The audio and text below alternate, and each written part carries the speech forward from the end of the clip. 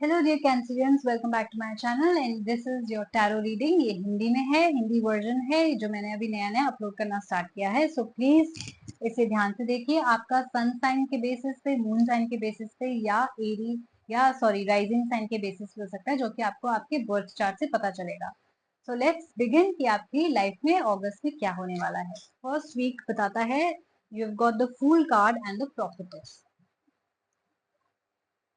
Fool card and prophetess का मतलब यह है कि आप कुछ लाइफ में मैनिफेस्ट कर रहे हैं। हो सकता है आप कोई पार्टनर मैनिफेस्ट कर रहे हैं, हो सकता है आप कोई जॉब मैनिफेस्ट कर रहे हैं, बट आई डू फील कि ये रिलेशनशिप पे ज्यादा ध्यान दे रहा है फर्स्ट वीक एटलीस्ट। हो सकता है आपकी इंट्यूशन भी हाइटेंड हो अराउंड दिस टाइम। हो सकता है कि जब आप इस इंसान के बारे में सोचे, इंसान का मैसेज भी आपको फटाफट से आ जाए।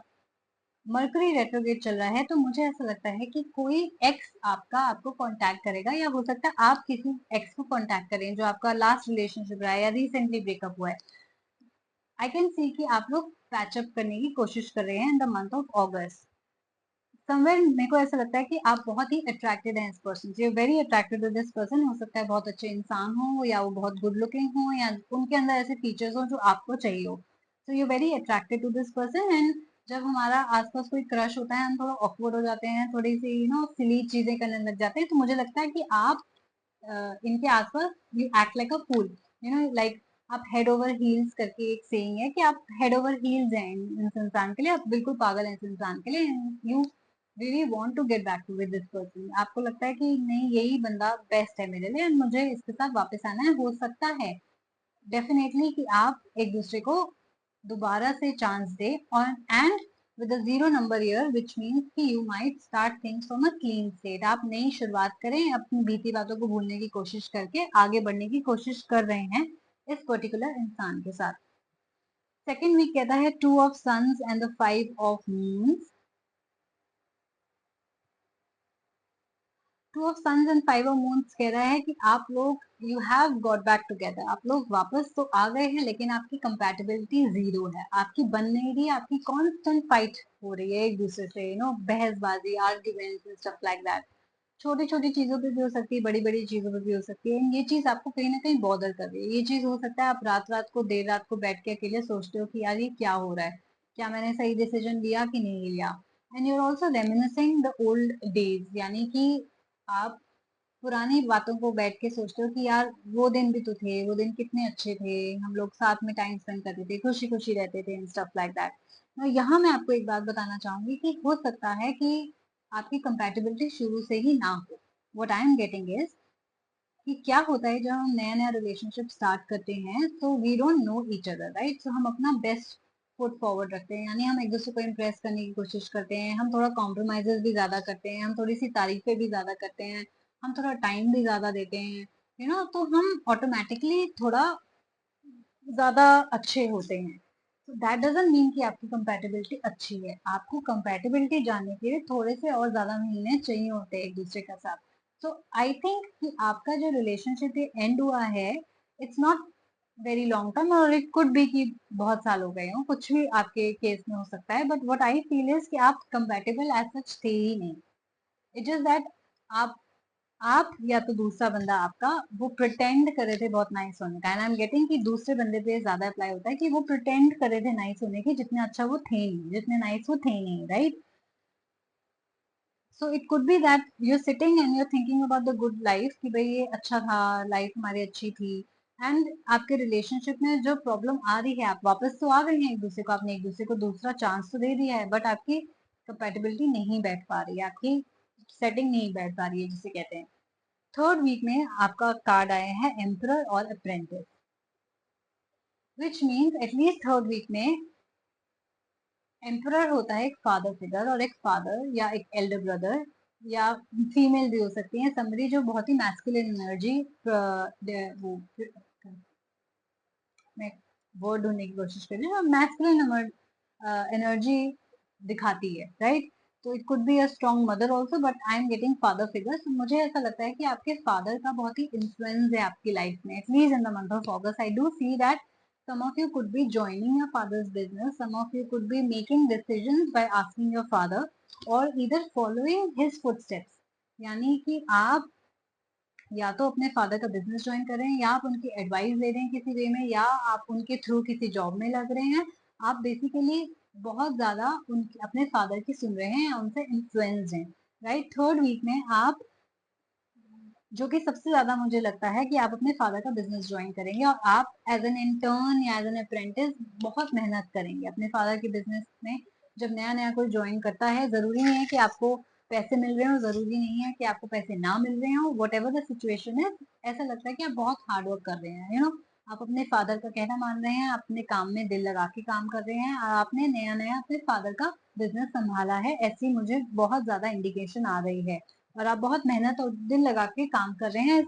इस बकवास बातें जो आपकी लाइफ में हो रही हैं बेसिकली, उसको साइड में रख के। और थर्ड वीक में सडनली अगेन कुछ आपकी लाइफ में चेंज होता है, आपके इमोशन ट्रांसफॉर्म होते हैं। हो सकता है कि आपकी नेगेटिविटी मर के पॉजिटिव हो जाती है, या पॉजिटिविटी आपकी वापस नेगेटिव हो जाती है। हो सकता है एक ब्रीफ पीरियड आपकी लाइफ में आया हो ये थर्ड वीक में, जहां आप सडनली सब कुछ भूल भाल के अपने काम में फोकस करने लग गए हो, बट वापस से फोर्थ वीक में आप इमोशनल हो रहे हैं। सो आई डू सी कि some of you could be dealing with a Capricorn, a Sagittarius और an Aquarius या Libran. So हो सकता है कि आपके पार्टनर्स का इन चारों में से कोई एक साइन हो, या हो सकता है कि कोई और साइन हो, जरूरी नहीं है, not necessary. But I do feel now this what I'm going to say, death card और थ्री ऑफ स्टार्स जो आया है, इट कुड बी कि आपकी लाइफ में या आपकी फैमिली में इमीडिएट, जरूरी नहीं है कि इमीडिएट हो, एक्सटेंडेड फैमिली में हो सकता है कि कोई डेथ हो, फैमिली में एक्चुअल डेथ हो। यूजुअली डेथ कार्ड का मतलब ये नहीं होता, बट बिकॉज एक क्रॉस आया है साइड में, तो मुझे ऐसा लगता है कि हो सकता है कि आप फैमिली में कोई दुख की खबर सुन सकते हैं, right, which can make you very very sad. आप हो सकता है इस बंदे से बहुत, इंसान से बहुत अटैच्ड हो, आप हो सकता है बहुत क्लोज हो, और ये आपको बहुत ही दुख देगा। दूसरी बात, अगर ये रीडिंग आपके लिए, ये पर्टिकुलर सिनेरियो आपके लिए नहीं अप्लाई होता, सेकंड रीडिंग जो मैं सुन पा रही हूँ टैरो कार्ड से, जो मैं देख पा रही हूँ, जो रीड कर पा रही हूँ, वो ये है कि ये रिलेशनशिप जिसकी हम बात कर रहे थे, जो आपके लिए बेहद डिफिकल्ट था, आपने सेकंड चांस तो दे दिया, आपने खुशी खुशी उसको स्टार्ट भी कर दिया, बट आपको बीच में पता लगा कि ये नहीं काम करने वाला, this is not going to work out, right. So I see that finally you will be making a decision to end this relationship. तो ये जितनी तेजी से आपका वापस ब्रेकअप से पैचअप हो गया था, उतनी ही तेजी से आपका ब्रेकअप, पैचअप से ब्रेकअप हो जाएगा by the end of August. I do feel कि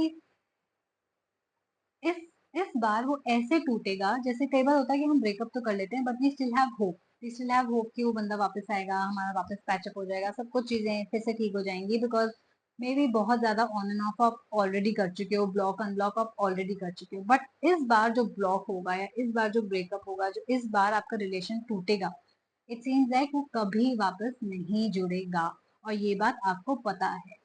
And that is why you are a bit more sad about it, you are crying over it, because आपको पता है कि हमने सेकंड चांस भी देके देख लिया, अभी काम नहीं कर रहा है, so maybe this is the time that we should finally move on.